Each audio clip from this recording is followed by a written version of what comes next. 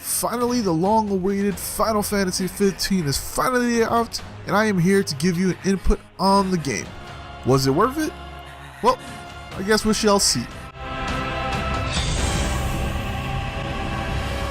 In Final Fantasy 15, you take control of Prince Noctis, who's on his way to marry his soon-to-be bride, Luna Freya. On their journey, Noctis is followed by the brooding Gladiolus, the intellect Ignis, and the jokester Prompto.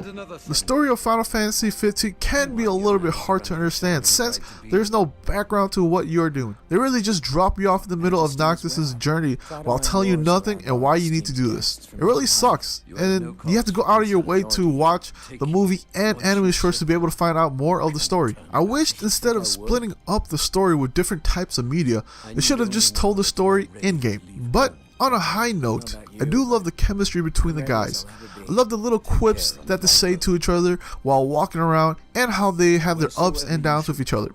At the end of the day, it made me feel like I was part of their little bond that they formed throughout the game. Toll, my son. Throughout their journey, you'll be traveling through the world of Eos, a big open world that the guys can travel around.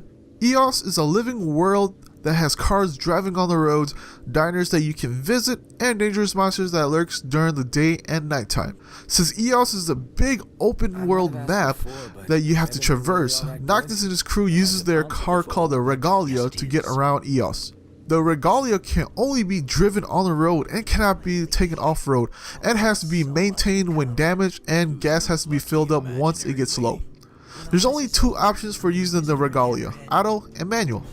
With auto, Ignis will take the wheel and drive you to the places that you're pointed to. During manual, you take over the driving, but there isn't much you can do other than drive straight and do U-turns. So most of the time, you'll just let Ignis do the driving since you don't really have any other way of doing anything with the Regalia. Other traveling options is on foot and using a chocobo. Chocobos can be rented from resting points and can be rented from 1 to 7 days. All you have to do is complete the Chocobo quest and you'll be given a Choco whistle that you can summon a Chocobo anywhere. Beautiful day. Campsites are also placed all over Eos. These campsites become really handy because once nighttime rolls by, demons will start spawning. Demons are much tougher than regular mobs, so it's wise to run away. So heading to a campsite is a must at lower levels. Campsites isn't just for sleeping. You can also spar with the guys, and while resting at a campsite, you are able to make food for your characters. So eating different types of food will increase your stats like HP and strength.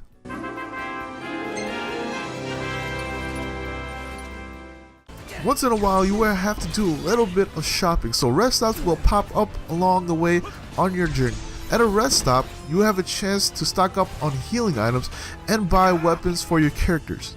You can also refill the Regnalia's fuel and eat at the diners. Unlike the camping sites, eating at the diner will cost you money, and some of the food just doesn't give you as much as what Ignis cooks. At the same time, diner owners will give you hunts that you can do, which involves you going out and hunting a certain type of monster that the contract asks for. But do be careful since they are tougher than regular mobs. Hunts can be a little bit repetitive since all you do is pick up a contract, kill the mob, and return it for your reward. It would have been cool to have more ways of hunting these monsters, like setting up traps or luring it out by completing objectives, but alas, all you do is go to the area and kill it. Keep coming, and we'll keep mowing them down. If they don't mow us down.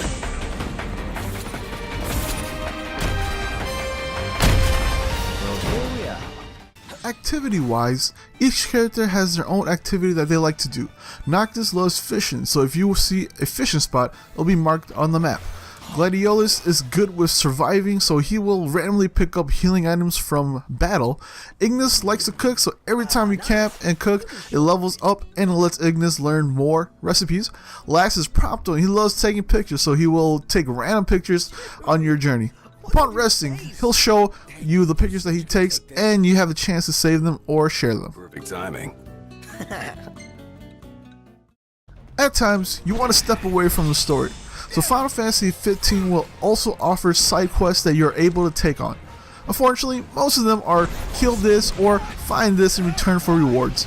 It does get a little bit repetitive real quick during side quests, but sometimes doing them will net you something special.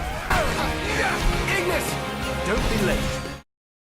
This might be a Final Fantasy game, but it has turned away from the traditional turn-based RPG to a more action-oriented gameplay. Attacking and dodging and using magic is all in real time, making it so you have to pay attention to your battles. By using a action-based battle system, you get a better feel of the battle and a flashier looking game. But the game is bogged down by its horrendous camera that can be caught in bushes or walls, which can make fighting in close quarters a hassle. The AI also suffers a bit since they won't move out of the way of an enemy's special attacks.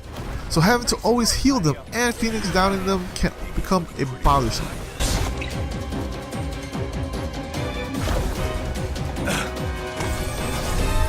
As the player, you get to control Noctis, while the AI controls the other three characters. Noctis himself is a prince, but he's also handy with a sword. Noctis can use a variety of weapons from swords, great swords, spears, daggers, guns, and shields, and can equip them once you obtain the weapons. Each weapon will work better against a certain type of enemy, like great swords will do more damage against a mob that has a tougher skin. As Noctis, you have the power of the warp ability. With warp, you can do a warp attack against enemies or warp yourself out of trouble. By warping to a different area, you will recover your HP and MP. Magic also plays a big role in the game. Magic comes in 3 different elements: fire, ice, and lightning, and can only be attained by absorbing them from certain ores around the camping area. To be able to use magic, you have to craft them from the menu. Mixing and matching different elements and items together will create a certain type of magic. While magic is very powerful, you can only have the opportunity to use it 3 times before running out and having to craft a new set of magic again. Magic is very powerful, but at the same time, it can also hurt you and your teammates if you get caught in the area that you casted it on.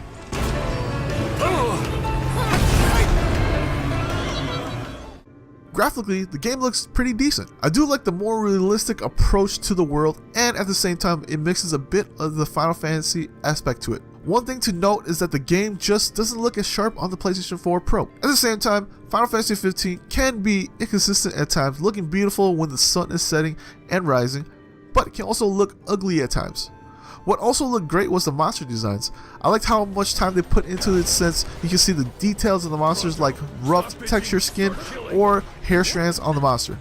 I also love the scale of some of the bigger enemies. It really made you feel like you were fighting a boss at times, since it takes up such a big part of the screen. Music wise, the game is on another level, with songs like the main theme Somnus, Relax and Reflect, and Volse di Fantastica really brings tears to my eyes again, but then again, I'm a sucker for orchestrated music. The only song that I felt that was out of place was Stand By Me, but it made sense once you kept playing through the game. Also, an awesome addition to having an original soundtrack, you can also listen to music from the past Final Fantasy games. It's always awesome to be walking around and having the Gussenberg theme from Final Fantasy XI playing in the background. Wow, this place is so romantic. Then you get to enjoy it with us. All 3 of us. You are a lucky man.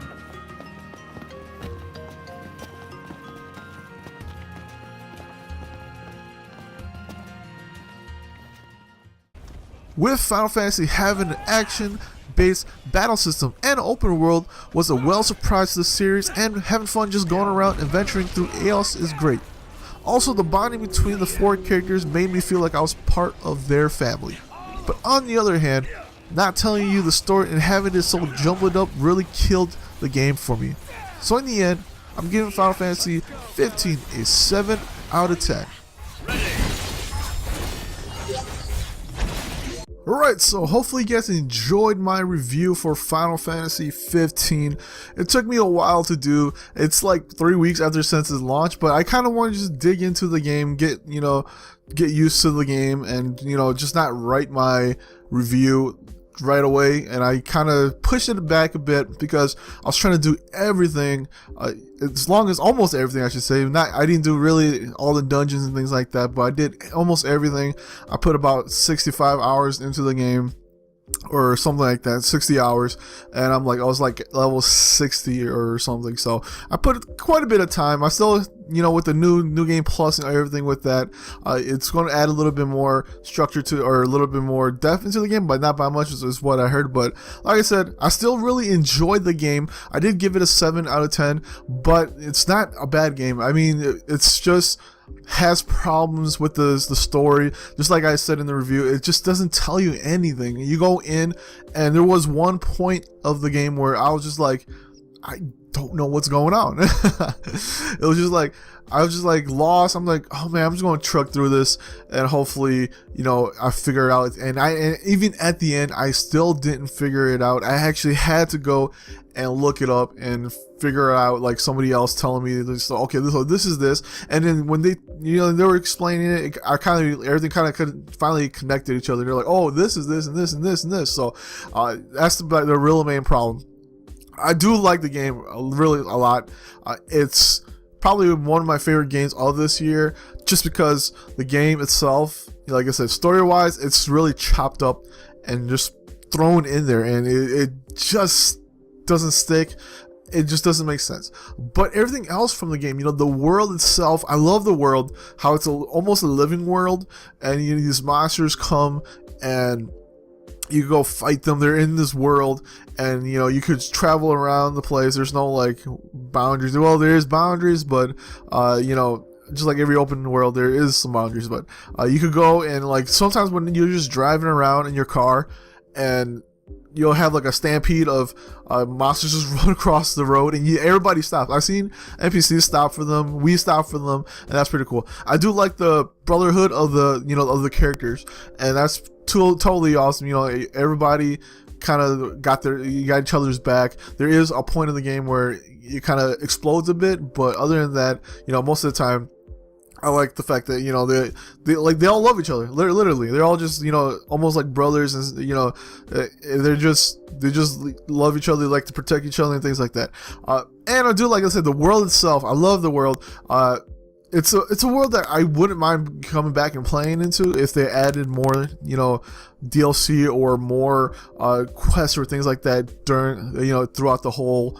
Whatever next chapter of the Final Fantasy crew is doing. I wouldn't mind to see that, because at the end of when I finally beat the game, I felt empty inside. I felt like, I've beaten it and I want to go back, but at the same time, there is really nothing to go back into. It's because I love the character so much. I love the world, the storyline. Once you know everything, you kind of just like, oh, okay. So once you get to know that, and then the ending itself, it's left like a big hole in my heart, in my soul, that I need to. It's nothing that won't fill. I mean, I've done this with a lot of games, like The Last of Us, the Uncharted games, what other games? But I've done this a lot with a lot of games, and it's hard to break yourself out of.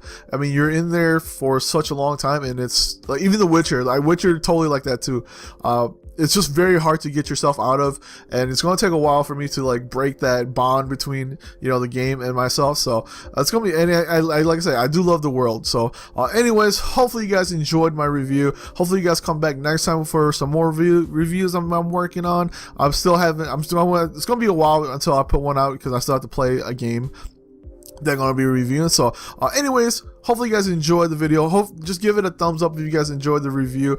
Give me, leave a comment and see what you guys think about the game, if you guys played it. I'm pretty sure most of everybody who probably watches my channel probably played the game already. So anyways, this is Omegabalmung, and peace out.